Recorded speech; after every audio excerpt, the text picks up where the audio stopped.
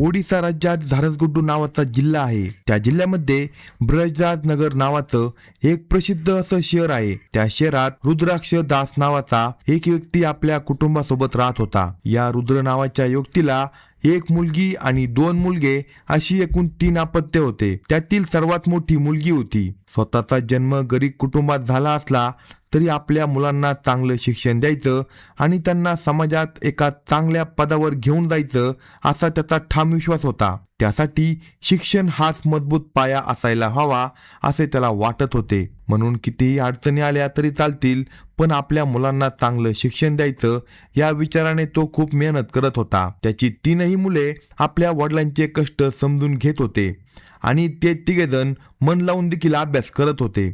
विशेषतः त्या मुलीचे नाव कल्पना दास होते आणि भविष्यात तिला वकील व्हायचं होतं.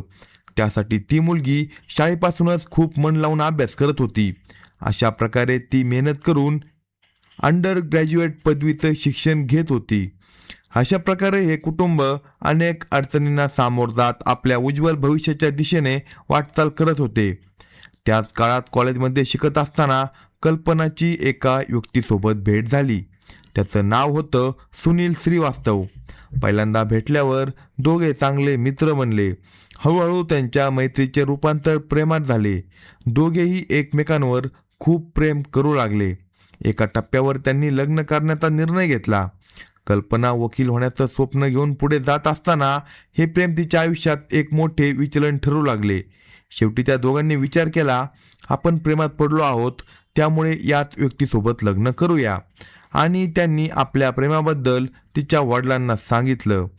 हे ऐकून तिचे वडील प्रचंड संतापले, कारण आपल्या मुलांना आधी शिक्षण द्यायचं, त्यांना नोकरीला लावायचं आणि त्यांचं भविष्य स्थिर करायचं, त्यानंतरच त्यांचे लग्न करायचे असा त्यांचा विचार होता.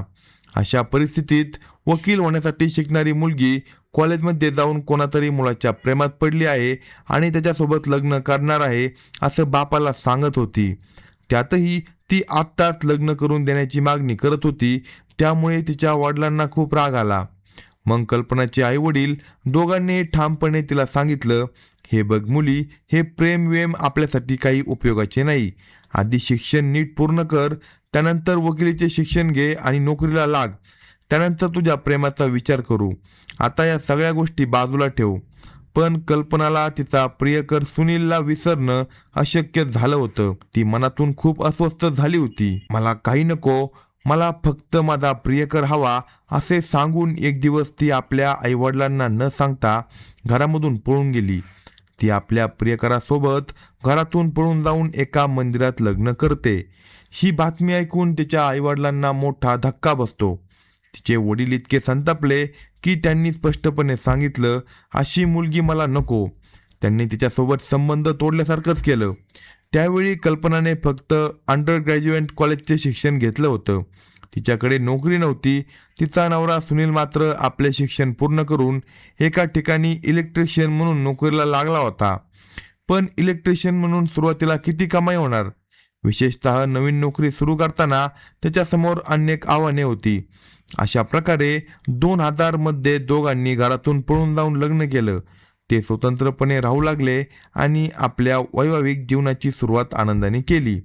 1-2 वर्ष अशीच निघून गेल्यानंतर त्यांच्या आयुष्यात आर्थिक अडचणी वाढू लागल्या. तरी सुद्धा त्यांचे प्रेम त्यांच्या वैवाहिक जीवनाला टिकून ठेवत होते. याच प्रेमाचे प्रतीक म्हणून त्यांना बबली नावाची एक सुंदर अशी मुलगी झाली.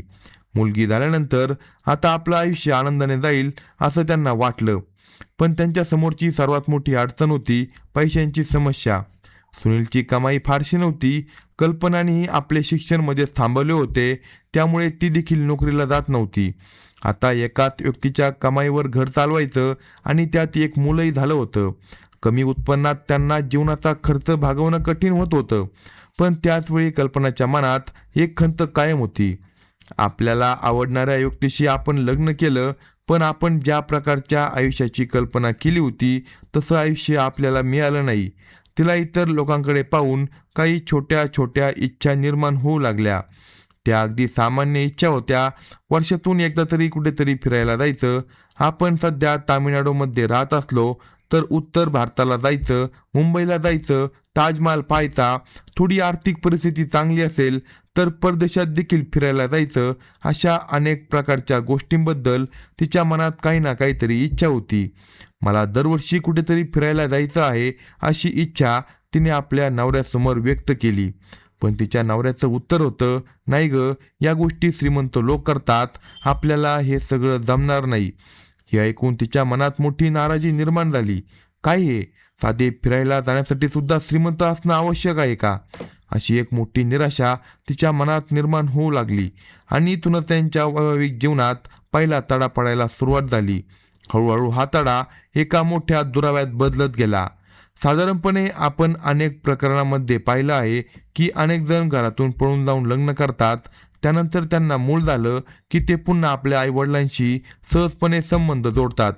अगदी त्या मुलीचे आईवडील सुद्धा विचार करतात, ठीक आहे, आता आपल्याला नातवंड झालं आहे, आपण आणखी किती दिवस हा राग मनात ठेवायचा, आणि मग ते पुन्हा आपल्या मुलीला स्वीकारतात.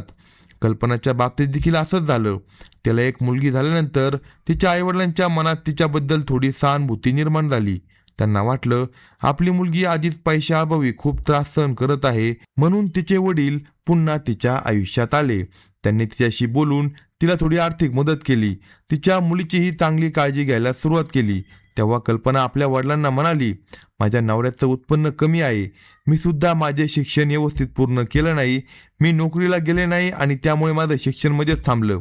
आता मला वाटत आहे की माझं अपूर्ण राहिलेलं शिक्षण पुन्हा सुरू करावं, मला पुन्हा वकिलाचं शिक्षण घ्यायचं आहे. हे ऐकून तिच्या वडिलांना खूप आनंद झाला. ते म्हणाले, ठीक आहे, जे झालं ते झालं, आता मी तुझ्या संपूर्ण शिक्षणाचा खर्च उचलतो. अशा प्रकारे तिचे वडील पुन्हा तिच्या आयुष्यात आले आणि त्यांनी आपल्या मुलीला वकिलीचे शिक्षण घेण्यासाठी मदत केली. यामुळे कल्पना देखील आनंदी झाली. तिच्या नवऱ्याला देखील ही गोष्ट आवडली, कारण त्याला वाटलं, कल्पना वकील झाली आणि तिने कमाई सुरू केली तर त्यांच्या कुटुंबातील पैशांच्या समस्या संपतील, त्यांचे आयुष्य पुन्हा शांत आणि सुखी होईल अशी त्यांना आशा होती. म्हणून कल्पनाने पुन्हा वकिलीचे शिक्षण सुरू केले. तिचा नवरा इलेक्ट्रिशियनचे काम करत राहिला. कल्पनाचे आईवडील देखील त्यांना आर्थिकदृष्ट्या थोडीफार मदत करत होते. इतकंच नाही तर त्यांच्या मुलीची रोजची काळजी घेण्यात देखील ते मदत करत होते. अशाच प्रकारे काही वर्ष निघून गेले. 2004-5च्या सुमारास कल्पनाने आपल्या वकिलाचे शिक्षण पूर्ण केले. पण आता एक मोठी अडचण होती. शिक्षण पूर्ण केल्यानंतर लगेच काम मिळणार होते का? तिच्याकडे भरपूर क्लायंट येणार होते का? पण तसे झाले नाही, कारण ती नवीन वकील झाली होती. नवीन वकिलांसमोर साधारणपणे 2 पर्याय असतात.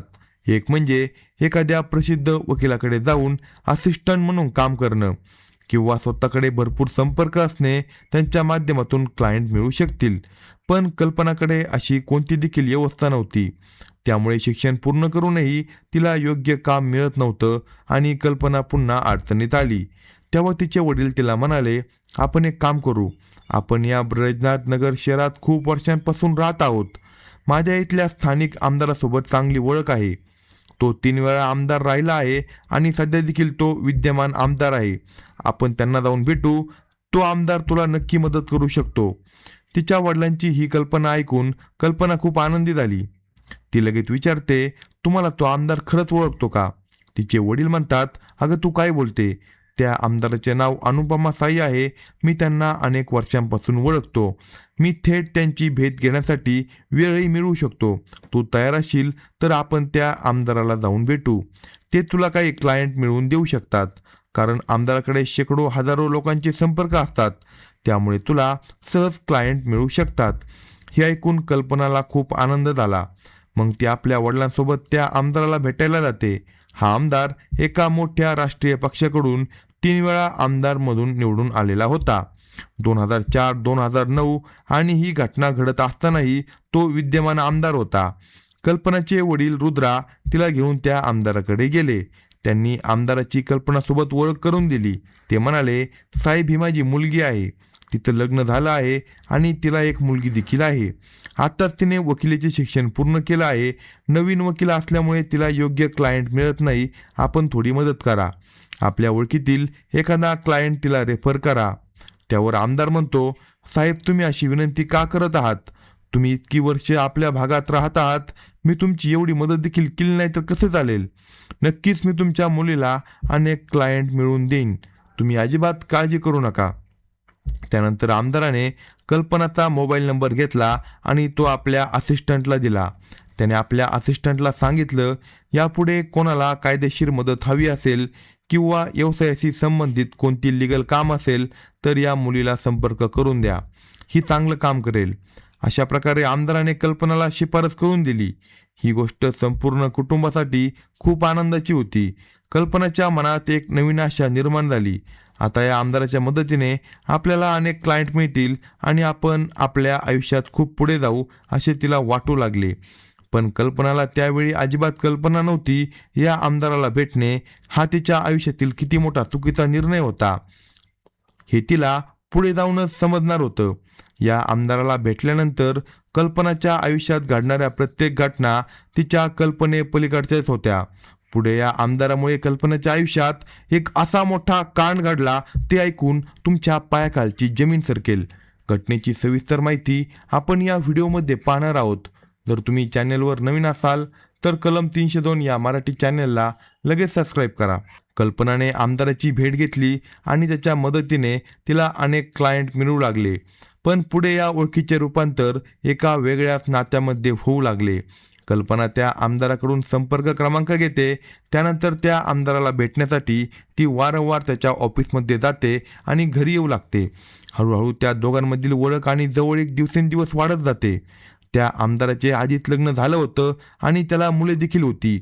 पण त्याला कल्पनाबद्दल हळूहळू एक वेगळं आकर्षण निर्माण होऊ लागलं. त्याच्या मनात असा विचार येतो, ही स्वतःहून माझ्याकडे मदत मागण्यासाठी येत आहे, तर आपण तिच्या या परिस्थितीचा फायदा घेऊ शकतो. हळूहळू दोघांची चांगली मैत्री होती. कल्पना जवळजवळ दररोजच आमदाराला भेटू लागते. आमदारही तिला अनेक क्लायंट मिळवून देऊ लागतो. त्यामुळे कल्पनाच्या मनात देखील त्या आमदाराबद्दल एक वेगळं आकर्षण निर्माण होऊ लागतं. हे आकर्षण चुकीचं होतं की नाही हे स्पष्टपणे सांगता येत नाही, पण ती आमदारासोबत बराच वेळ घालवू लागते.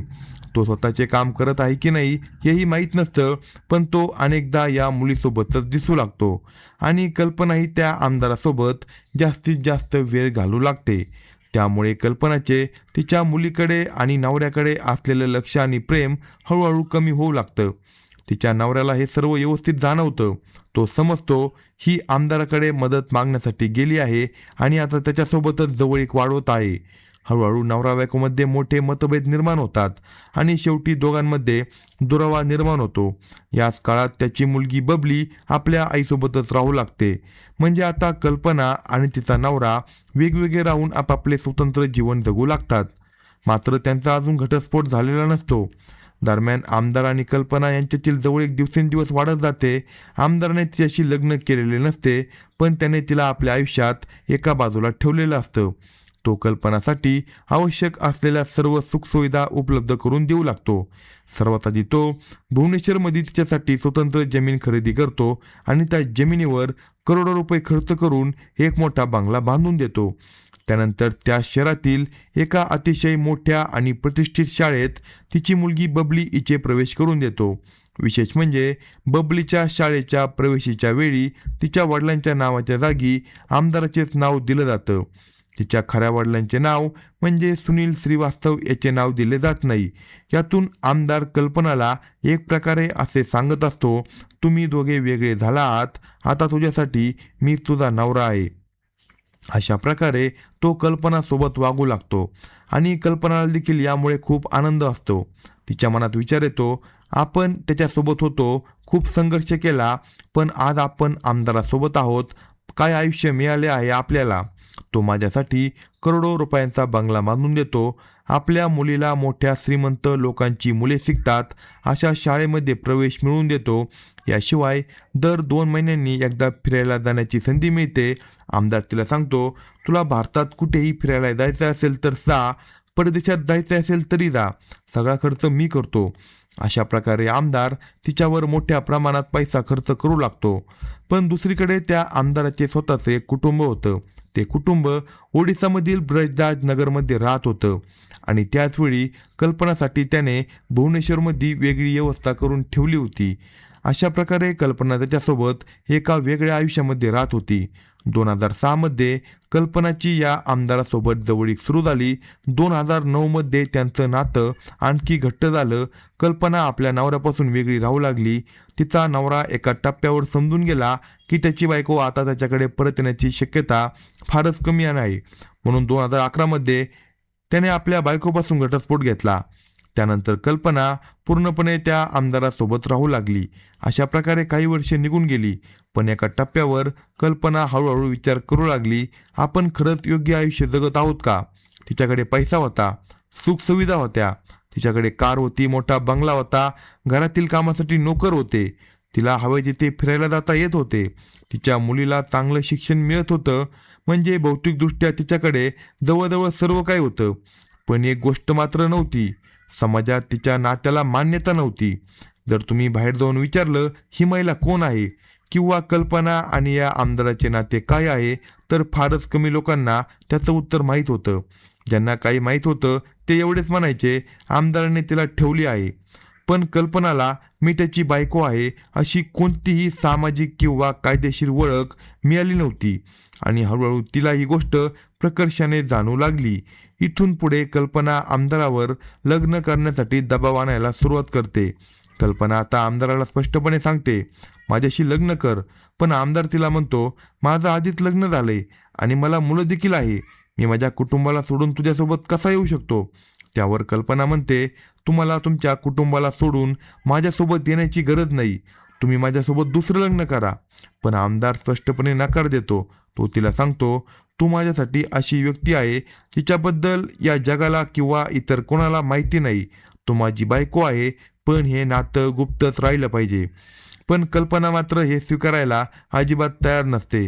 त्यामुळे आमदार आणि कल्पना यांच्यामध्ये वारंवार भांडणे होऊ लागतात. जेव्हा जेव्हा लग्नाचा विषय निघायचा तेव्हा दोघांमध्ये एवढं मोठं भांडण व्हायचं की त्याचा आवाज रस्त्यावर सुद्धा ऐकू जायचा. दोघे एकमेकांवर ओरडत भांडायचे. कल्पनाच्या मुख्य मागण्या 3 होत्या. पहिली, माझ्यासोबत लग्न करा. दुसरी, मला तुमची दुसरी बायको म्हणून स्वीकारा. आणि तिसरी, तुमच्या संपत्तीमध्ये मला निम्मा हिस्सा द्या. आमदाराला कल्पना लग्न करण्याचा आग्रह करत आहे हे काही प्रमाणात सहन होत होतं. पण जेव्हा ती त्याच्या संपत्तीतील निम्मा हिस्सा मागू लागली तेव्हा आमदाराचा संताप अनावर झाला. तो तिला म्हणतो, तू माझ्याकडे आलीस, माझ्यासोबत राहिलीस, आपण काही काळ एकत्र राहिलो, आपण दोघांनी आपलं आयुष्य जगलं, आता तेवढ्यावरच हे संपव आणि निघून जा. पण म्हणून माझ्या संपत्तीमध्ये हिस्सा मागण्याचा प्रश्नच येत नाही. आमदाराने कल्पनाला सुरुवातीला दिलेलं सुख, ऐश्वर्य आणि श्रीमंती जीवन हे ती आनंदाने जगत होती. पण एका टप्प्यावर तिला आता जाणू लागलं, आपल्याला अशा प्रकारे एका बाजूला ठेवलं आहे ही गोष्ट तिला आता मनातून खटकू लागली. त्यामुळे नवरा बायकोप्रमाणे राहणाऱ्या या दोघांमध्ये वारंवार वाद होऊ लागले. आमदार काही सांगत असला तरी कल्पना शांत व्हायला तयार नव्हती. शेवटी आमदाराने तिच्या घरी जाण्याचे प्रमाण कमी करायला सुरुवात केली. तो विचार करू लागला, मी तिच्यासाठी किती सुखसुविधा करून दिल्या तरी तिथे गेल्यावर भांडणच होतं. आपल्याकडे आधीच हजारो कामे आहे, घरी गेल्यावर बायको ओरडते आणि इथं आलो की हिच्यासोबत भांडण करावं लागतं. म्हणून तो कल्पनाच्या घरी जाणे हळूहळू टाळू लागला. कल्पनाला आता हे स्पष्टपणे जाणवलं, हा आमदार मला टाळत आहे. आणि तिच्या मनात आणखी एक भीती निर्माण झाली, कधी हा मला माझ्या आयुष्यातून बाहेर काढू शकतो. कारण त्यांच्या नात्याला कोणताही कायदेशीर आधार नव्हता. त्यांचं कायदेशीर लग्न झालं नव्हतं आणि या दोघांना एकही मूल नव्हतं. दुसरीकडे आमदाराकडे मोठी राजकीय सत्ता होती. त्यामुळे तो कधीही आपल्या शक्तीचा वापर करून कल्पनाला सहजपणे आपल्या आयुष्यातून दूर करू शकत होता. ही असुरक्षितता कल्पनाला सतत जाणू लागली. म्हणून ती कोणत्याही परिस्थितीत आमदारासोबत लग्न करण्यासाठी त्याच्यावर सतत दबाव टाकू लागली. शेवटी आमदार देखील तिच्या सततच्या आग्रहाला कंटाळून गेला. तो मनात विचार करू लागला, ही जेव्हा पाहावी तेव्हा भांडतच असते, आता काय करायचं? लग्न केलं नाही ना, ठीक आहे, एकदा लग्न करूनच हा विषय संपून टाकू, असा त्याने निर्णय घेतला. म्हणून 5 मे रोजी आमदार कल्पनाला म्हणतो, आज रात्री आपण निघू. आधी ओडिसामधील एका हॉटेलमध्ये राहू. दुसऱ्या दिवशी जवळच्या छत्तीसगड राज्यात असलेल्या एका मंदिरात जाऊन मी तुझ्यासोबत लग्न करतो. तो तिला सांगतो, हा विषय आता कायमचा संपव. पण कल्पनाला आमदाराच्या या आश्वासनावर पूर्ण विश्वास नव्हता. कारण याआधी देखील आमदाराने तिला अशाच प्रकारची अनेक आश्वासने दिली होती आणि प्रत्येक वेळी तिला फसवलं होतं. तिच्या मनात विचार आला, हा आत्ताही म्हणतोय की उद्या माझ्यासोबत लग्न करणार, पण कदाचित मला तिथे घेऊन जाईल, एखादा लॉजमध्ये राहील, माझ्यासोबत वेळ घालवेल आणि पुन्हा मला इथे आणून सोडेल. म्हणून ती त्याच्या शब्दांवर विश्वास ठेवायला तयार नव्हती. पण यावेळी आमदाराने तिला ठाम आश्वासन दिलं. तो म्हणाला, यावेळी मी तुला नक्की सांगतो, आपण उद्या जाऊ, 6 मे 2016 रोजी आपलं लग्न होईल. अशा प्रकारे त्याने तिला विश्वास दिला. त्यानंतर दोघांनी दुसऱ्या दिवशी कुठेतरी जायचा प्लॅन केला. छत्तीसगड राज्यात रायगड नावाचा एक जिल्हा आहे. त्या जिल्ह्यामध्ये हमीरपूर नावाचा परिसर आहे. हमीरपूरमध्ये एक मोठं आणि दाट जंगल आहे. या जंगलाच्या आतमध्ये एक मंदिर होतं. त्याच मंदिरात लग्न करण्याचा आमदाराने निर्णय घेतला. कल्पनाच्या मनात मात्र अजूनही 50-50% शंका होती. हा खरंच माझ्यासोबत लग्न करणार आहे का, की नेहमीप्रमाणे पुन्हा खोटे आश्वासन देऊन मला फसवणार आहे? मग ती विचार करते, ठीक आहे, जर यावेळी खरंच लग्न झालं तर माझं आयुष्य सुरक्षित होईल, आणि जर तसं झालं नाही तरी पुढे काय करायचं ते पाहू. अशा विचाराने त्यांनी 6 मे रोजी सकाळी निघण्याचं ठरवलं. त्यांच्या ठिकाणाहून हमीरपूरच्या जंगलाजवळ असलेल्या मंदिरापर्यंत साधारण 90 किलोमीटरचं अंतर होतं. प्रवासाला अंदाजे 2 ते 3 तास लागणार होते. ते ज्या हॉटेलमध्ये राहिले होते तिथे सकाळी आमदार आला. तो एका कारमधून आला होता आणि त्याच्यासोबत ड्रायव्हर देखील होता. त्यानंतर त्यांनी हॉटेलमधून चेकआउट केलं. ओडिसातील त्या हॉटेलमधून निघून मंदिराकडे कल्पना आणि तिची मुलगी बबली त्यांच्यासोबत निघाली. त्यावेळी 2016 मध्ये बबलीचं वय 14 वर्षे होतं. म्हणून आमदार, त्याचा ड्रायव्हर, कल्पना आणि 14 वर्षाची बबली असे सर्वजण ओडिसामधून हमीरपूरच्या जंगलाजवळ असलेल्या मंदिराकडे निघाले. गाडी पुढे जात होती. आजूबाजूला सर्वत्र दाट जंगल होतं. दूरपर्यंत कुठेही माणसांची वस्ती दिसत नव्हती. कल्पना आणि आमदार मागच्या सीटवर बसून बोलत होते. प्रवासादरम्यान पुन्हा लग्नाचा विषय निघाला. कल्पना पुन्हा विचारू लागली, आपण खरंच लग्न करणार आहोत ना, की नेहमीप्रमाणे मला पुन्हा फसवणार आहात? ती पुन्हा म्हणत होती, मला तुमच्या संपत्तीमध्ये हिस्सा हवा आहे. या विषयावरून दोघांमध्ये प्रचंड वाद सुरू झाला. गाडी चालू असताना त्यांचं भांडण इतकं वाढलं की ते मारामारीपर्यंत पोहोचलं. ड्रायव्हरला काय करावं हे समजत नव्हतं आणि बाजूला बसलेल्या 14 वर्षाच्या बबलीला देखील काय करावं हे समजत नव्हतं. पण गाडी पुढे जात होती. आजूबाजूला फक्त दाट जंगल होतं. कुठेही कुणी नव्हतं. तेव्हा आमदाराने ड्रायव्हरला सांगितलं, हे ड्रायव्हर, गाडी थांबव, बाजूला घेऊन थांबव. ड्रायव्हरला वाटलं दोघांमध्ये काहीतरी मोठा वाद झाला आहे आणि ते बाहेर जाऊन बोलून तो वाद सोडवणार आहे. त्यामुळे ड्रायव्हरने गाडी बाजूला थांबवली. आमदार गाडीतून खाली उतरला. त्याने कल्पनाला आवाज दिला, कल्पना, तू बाहेर ये, आपण बाहेर बोलू. सर्वांना वाटलं की गाडीत 14 वर्षाची मुलगी आहे, तिच्यासमोर भांडण नको, म्हणून दोघे बाहेर जाऊन शांतपणे चर्चा करणार आहे. कल्पना देखील गाडीतून खाली उतरली. आमदार खाली उतरला. ड्रायव्हर पुढच्या सीटवर बसला होता. ड्रायव्हरच्या शेजारी बबली बसली होती आणि त्यानंतर आमदाराने गाडीच्या मागच्या बाजूला असलेली डिकी उघडली. डिकीमध्ये एक लोखंडी रॉड ठेवला होता. त्याने तो लोखंडी रॉड बाहेर काढला आणि कल्पनेच्या डोक्यावर जोरदार प्रहार केला. कल्पना मोठ्याने ओरडली. तिच्या डोक्याला गंभीर दुखापत झाली आणि रक्त वाहू लागलं. गाडीच्या आत बसलेली तिची 14 वर्षाची मुलगी बबली हे सर्व पाहत होती. ती पूर्णपणे घाबरून गेली. तिला काय करावं हे समजत नव्हतं. बबलीच्या मनात विचार आला, मी इथे राहिले तर हे लोक मला देखील मारून टाकतील. म्हणून तिने पटकन गाडीचा दरवाजा उघडला आणि पळून जाण्याचा प्रयत्न केला. तेवढ्यात कल्पनाच्या डोक्यावर झालेल्या प्रहारामुळे ती बेशुद्ध होऊन तिथे पडली होती.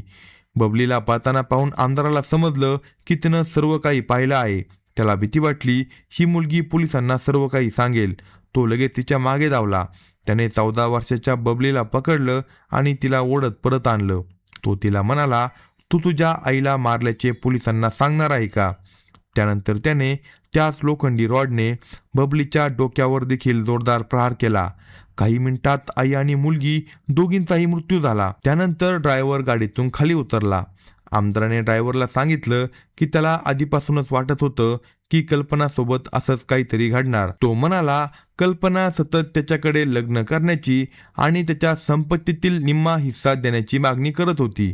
त्यानंतर त्याने ड्रायव्हरला आदेश दिला, या दोन्ही मृतदेहांचा कोणालाही पत्ता लागू नये. खून केल्यानंतर आमदार आणि त्याचा ड्रायव्हर गाडी घेऊन पुन्हा ओडिसामधील ब्रजराज नगर येथे परतले. तिथे पोहोचल्यानंतर आमदाराने काही घडलं नसल्यासारखं वागायला सुरुवात केली आणि आपल्या नेहमीच्या कामामध्ये व्यस्त झाला. दरम्यान 7 मे रोजी त्या परिसरातून जाणाऱ्या काही लोकांना हे 2 मृतदेह दिसले. ते दृश्य पाहून लोक घाबरून गेले, कारण मृतदेहांची अवस्था इतकी खराब करण्यात आली होती की चेहरा देखील ओळखू येत नव्हता. त्यांनी तात्काळ पोलिसांना माहिती दिली. पोलीस घटनास्थळी पोहोचले, पण पोलिसांना देखील त्या दोन्ही मृतदेहांची ओळख पटवता आली नाही. पोलिसांनी घटनास्थळावर उपलब्ध असलेले सर्व पुरावे गोळा केले आणि मृतदेह पोस्टमॉर्टमसाठी पाठवले. त्याआधी मृत महिलांनी घातलेल्या कपड्यांची आणि इतर तपशिलांची छायाचित्रे घेऊन ठेवण्यात आली. कदाचित कपड्यांच्या आधारे त्यांची ओळख पटू शकते असा पोलिसांना अंदाज होता. त्यानंतर पोलिसांनी त्या परिसरात 2 महिला बेपत्ता असल्याची तक्रार दाखल आहे का याचा तपास सुरू केला. ओडिशा, छत्तीसगड आणि आसपासच्या इतर राज्यांमध्ये 2 महिला बेपत्ता झाल्याच्या तक्रारी आहे का याची चौकशी सुरू झाली. याचवेळी कल्पना दासचा भाऊ पोलीस अधिकारी असल्याचे आपण आधी पाहिले आहे. एके दिवशी तो वर्तमानपत्र वाचत असताना त्याला बातमी दिसली, 2 महिलांची हत्या झाली आहे आणि त्यांची ओळख पटत नाही. त्यांच्या चेहऱ्याची अवस्था खराब करण्यात आली आहे. ही बातमी पाहताच त्याला संशय आला की हे मृतदेह कदाचित त्याच्या बहिणीचे आणि तिच्या मुलीचे असू शकतात, कारण मागील 4-5 दिवसांपासून त्यांचा कोणताही संपर्क होत नव्हता. त्यानेच ओडिशातील ब्रजराज नगर येथे त्या दोघी बेपत्ता असल्याची तक्रार दाखल केली होती. चेहरा ओळखता येत नसला तरी त्यांनी कोणते कपडे घातले होते हे त्याला व्यवस्थित माहीत होतं. त्याने तात्काळ पोलिसांसोबत संपर्क साधला आणि सांगितलं, तुम्हाला 2 अज्ञात महिलांचे मृतदेह सापडले आहेत ना? त्या माझ्या बहीण आणि माझ्या बहिणीची मुलगी असण्याची शक्यता आहे. तो स्वतः पोलीस अधिकारी असल्यामुळे थेट पोलीस ठाण्यात गेला. तेथील माहिती गोळा करायला सुरुवात केली. त्यानंतर त्याचा DNA नमुना घेण्यात आला. DNA चाचणी केल्यानंतर कोणतीही शंका उरली नाही. सापडलेल्या 2 मृतदेहांपैकी एक कल्पना दास आणि दुसरी तिची मुलगी बबली असल्याचं 100% निश्चित झालं. आता पोलिसांचा सुरुवातीचा संशय स्वाभाविकपणे कल्पनाच्या नवऱ्यावर गेला, कारण कल्पना आणि आमदार यांच्यातील संबंध बाहेरील जगाला माहीत नव्हतं. पोलिसांना फक्त एवढं माहीत होतं की कल्पनाचे लग्न झाले होते आणि नंतर तिचा घटस्फोट झाला होता. म्हणून पोलिसांनी तिचा नवरा सुनील श्रीवास्तव याची चौकशी केली. सुनीलनं सांगितलं, सर, मी माझ्या बायकोला 2011 मध्ये घटस्फोट दिला होता. गेल्या 5 वर्षांपासून माझ्या बायकोचे माझ्यासोबत संपर्क केला नाही. मला माझ्या मुलीला देखील भेटू दिले जात नव्हतं. त्यामुळे तिच्या मृत्यूशी माझा कोणताही संबंध नाही. पोलिसांनी कल्पनाच्या फोन रेकॉर्डची तपासणी केली. त्यात कल्पना आणि तिचा नवरा अलीकडे यांच्यामध्ये कोणताही संपर्क झालेला दिसत नव्हता. मग पोलिसांनी सुनीलला विचारलं, तुमची बायको सध्या कोणासोबत राहत होती? तेव्हा सुनीलने पोलिसांना संपूर्ण माहिती सांगितली. तो म्हणाला, सर, माझ्या बायकोला माझ्यापासून दूर घेऊन गेलेली व्यक्ती म्हणजे तो आमदार. ती त्याच्याकडे मदत मागण्यासाठी गेली होती, पण त्याने माझ्या बायकोला पूर्णपणे आपल्या ताब्यात ठेवलं. त्याने भुवनेश्वरमध्ये तिच्यासाठी एक घरही घेऊन दिलं. ती आत्तापर्यंत त्याच्यासोबतच राहत होती. जर तिची हत्या झाली असेल तर तुम्ही त्या आमदाराची चौकशी केली पाहिजे. सुनीलच्या या जबाबीनंतर पोलिसांनी आमदारासोबत संपर्क साधण्याचा प्रयत्न सुरू केला. पण इथे पोलिसांसमोर मोठं आव्हान होतं, कारण एखादा सामान्य श्रीमंत व्यक्ती किंवा प्रसिद्ध व्यक्ती अशा गुन्ह्यात सहभागी असेल तर त्याला अटक करून चौकशी करणं तुलनेनं शक्य असतं. पण जर विद्यमान आमदारच अशा गंभीर गुन्ह्यात सहभागी असेल तर त्याच्यापर्यंत पोहोचणे पोलिसांसाठी अत्यंत कठीण होतं. तरीही पोलिसांनी आमदारासोबत संपर्क साधण्याचा प्रयत्न केला, पण कितीही प्रयत्न केले तरी पोलिसांना त्याच्याशी संपर्क साधता आला नाही. आमदाराला हे चांगलं समजलं होतं की पोलीस त्याच्यापर्यंत पोहोचण्याचा प्रयत्न करत आहे. त्यामुळे त्याने आपल्या राजकीय शक्तीचा वापर करून स्वतःभोवती एक प्रकारे संरक्षण तयार केलं. या प्रकरणातून स्वतःचे लक्ष दुसरीकडे वळवण्यासाठी आणि दुसऱ्या कोणाला तरी या प्रकरणात अडकवण्यासाठी तो प्रयत्न करू लागला. शेवटी पोलिसांनी खूप दबाव निर्माण केल्यानंतर आमदाराला पोलिसांसमोर हजर व्हावं लागलं. पोलिसांनी त्याला विचारलं, तुम्ही या महिलेला ओळखता का? तो म्हणाला, हो सर, मी तिला खूप वर्षापासून ओळखतो, पण सध्या माझा तिच्याशी कोणताही संपर्क नव्हता. पोलिसांनी विचारलं, तुम्ही तिची हत्या केली का? त्यावर त्याने पूर्णपणे नकार दिला. तो म्हणाला, सर, मला तिच्या हत्येबद्दल काही माहीत नाही. माझा या प्रकरणासोबत काही देखील संबंध नाही. पण आमदाराला माहीत होतं की पोलीस कधी ना कधी त्याच्यापर्यंत पोहोचणारच. म्हणून त्याने स्वतःला वाचवण्यासाठी एक मोठी राजकीय रणनीती आखली. तो ज्या पक्षाचा आमदार होता तो पक्ष त्या काळात राज्यात सत्तेत नव्हता. म्हणून स्वतःचे संरक्षण करण्यासाठी त्याने या पक्षातून दुसऱ्या पक्षात प्रवेश सुरू केला आणि त्या पक्षातून तो पुन्हा आमदार झाला. आता तो पक्ष सत्तेत असल्यामुळे आमदाराला पूर्णपणे राजकीय संरक्षण मिळालं.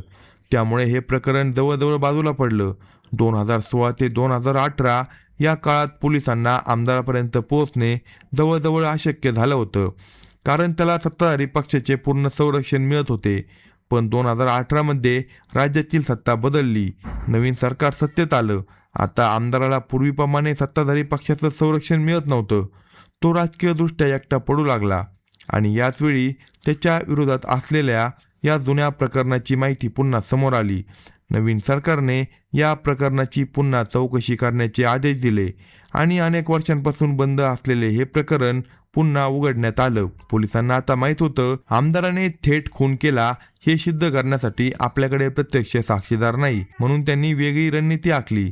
जर कल्पना आणि आमदार यांच्यातील संबंध ठोस पुराव्यासह सिद्ध करता आला तर या खुनामागे आमदाराचा हात असण्याची शक्यता न्यायालयासमोर मांडता येणार होती.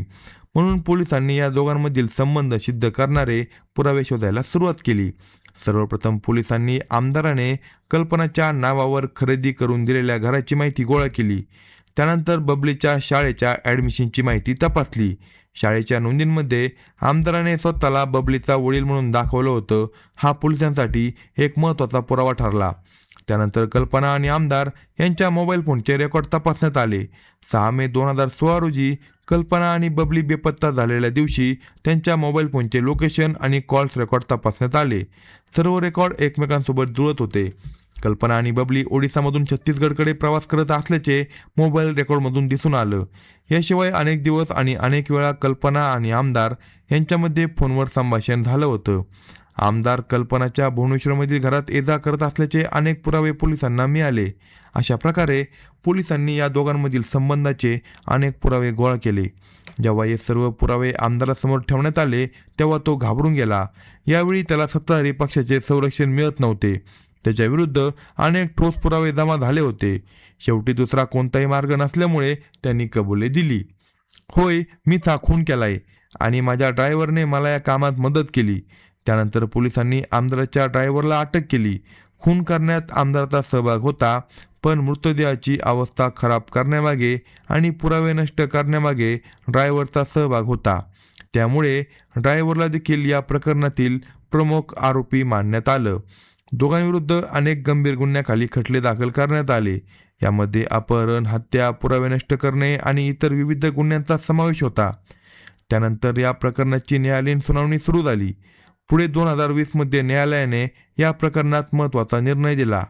कल्पना आणि तिच्या मुलीच्या हत्येप्रकरणी आमदाराला आणि त्याच्या ड्रायव्हरला अटक करण्यात आली. या प्रकरणाची सुनावणी जवळपास 2 वर्षे सुरू झाली. सामान्य प्रकरणामध्ये न्यायालयीन प्रक्रिया खूप लांब होऊ शकते, पण या आमदाराने आपल्या राजकीय ओळखीचा आणि अधिकाऱ्यांशी असलेल्या संबंधाचा वापर करून या प्रकरणातून बाहेर पडण्याचा प्रयत्न केला. मात्र त्याचे सर्व प्रयत्न यशस्वी झाले नाही. सत्ताधारी पक्षाचे समर्थन आणि पोलिसांकडे असलेले ठोस पुरावे यामुळे अनेक दिवस आणि अनेक वर्षांच्या सुनावणीनंतर अखेर 2 एप्रिल 2022 रोजी या प्रकरणाचा निकाल लागला. न्यायालयाने ठरवलं की कल्पना दास आणि तिच्या मुलीची हत्या या आमदारानेच नियोजन करून केली होती. कल्पना आणि आमदार यांच्यातील संबंध बाहेरील जगाला समजू नये अशी त्याची इच्छा होती. कल्पना त्याच्यावर लग्न करण्यासाठी दबाव टाकत होती आणि त्याला तिच्यासोबत लग्न करण्याची इच्छा नव्हती आणि याच कारणामुळे त्याने तिची हत्या केली असं न्यायालयात सिद्ध झालं. त्यामुळे अनुपम साई या आमदाराला न्यायालयाने जन्मठेपेची शिक्षा सुनावली. मात्र ड्रायव्हरच्या बाबतीत परिस्थिती वेगळी होती. आमदाराने स्वतः सांगितलं होतं की ड्रायव्हरने या हत्येत त्याला मदत केली, पण ड्रायव्हर विरुद्ध कोणतेही ठोस भौतिक किंवा फॉरेन्सिक पुरावे उपलब्ध नव्हते. त्यामुळे ड्रायव्हरला निर्दोष ठरवून सोडण्यात आलं. आमदाराला मात्र तुरुंगात पाठवण्यात आलं. हे प्रकरण सुरुवातीपासूनच पाहत असलेल्या लोकांना न्याय मिळाल्याचा आनंद झाला. लोकांच्या मनात एक विश्वास निर्माण झाला. एखादा व्यक्ती कितीही मोठा आमदार असला तरी त्याने गुन्हा केला तर त्याला देखील शिक्षा मिळू शकते. पण हा आनंद फार काळ टिकला नाही. आमदार एप्रिल 2022 मध्ये तुरुंगात गेला, पण तो फक्त नोव्हेंबर महिन्यापर्यंत तुरुंगात राहिला. त्यानंतर त्याने उच्च न्यायालयात अपील केलं आणि त्याला जामीन मिळाला. अशा प्रकारे तो पुन्हा तुरुंगाबाहेर आला आणि तो आजपर्यंत बाहेरच आहे. याचा अर्थ असा नाही की त्याला न्यायालयाने निर्दोष ठरवले आहे. या प्रकरणात त्याला दोषी ठरवण्यात आलं आहे आणि त्याला जन्मठेपेची शिक्षा सुनावण्यात आली आहे, पण त्याला जामीन मिळाला आहे. तो साधारण काही महिन्यांचा तुरुंगवास भोगून बाहेर आला. आतापर्यंत तो जामिनीवरच आहे. पुढे त्याची शिक्षा पूर्ण होईपर्यंत त्याला जामिनावर ठेवले जाईल की नाही हे स्पष्ट नाही, पण न्यायालयीन नोंदीनुसार तो दोषी आहे आणि त्याला जन्मठेपेची शिक्षा झाली आहे. तरी सुद्धा त्याने प्रत्यक्षात पूर्ण तुरुंगवास भोगलाच नाही.